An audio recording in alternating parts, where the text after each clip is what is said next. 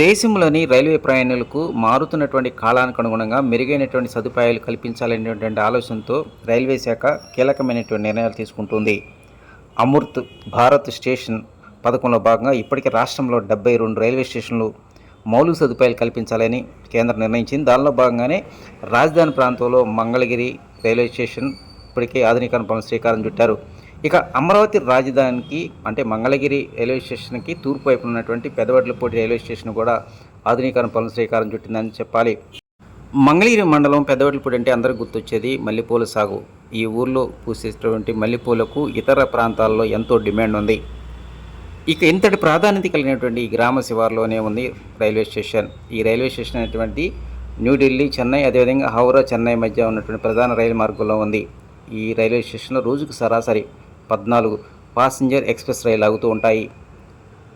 Tirupati, Kakinada express, అదేవిధంగా Bitragunta Vijayawada express, Gudur Vijayawada passenger, Ongole Vijayawada passenger, Vijayawada Tenali passenger, అదేవిధంగా Kakinada Tirupati express, ఇట్లా మొత్తం 16 రైళ్లు అనేటువంటివి ఈ రైల్వే స్టేషన్లో ఆగుతూ ఉంటాయి.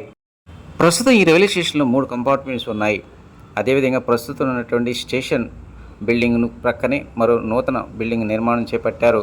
ఈ బిల్డింగ్లోనే బుకింగ్ కౌంటరు, వెయిటింగ్ హాలు, అదేవిధంగా ప్రయాణికులకు కావాల్సినటువంటి అన్ని రకాల సదుపాయాలతో కూడుకున్నటువంటి భవన నిర్మాణాన్ని పూర్తి చేశారు.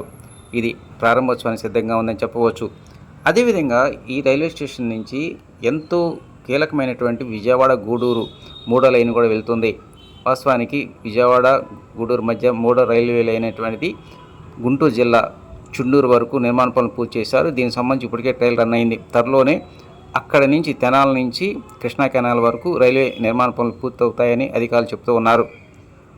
అమరావతి రాజధాని రైల్వే స్టేషన్కి సంబంధించినటువంటి మంగళగిరి ఎంతో కీలకం. అదే సమయంలో తూర్పు వైపున ఉన్నటువంటి చెన్నై, న్యూఢిల్లీ రైల్వే స్టేషన్ కూడా ప్రధానమైనదని చెప్పాలి. కారణం మంగళగిరి ఎయిమ్స్ హాస్పిటల్కి వెళ్ళేటువంటి ఉద్యోగస్తులు కావచ్చు, ఇతర ప్రాంతాల నుంచి వచ్చేటువంటి ప్రయాణికులకు మొత్తానికి ఈ రైల్వే స్టేషన్ అనేటువంటిది ఎంతో కీలకంగా మారిందని చెప్పాలి.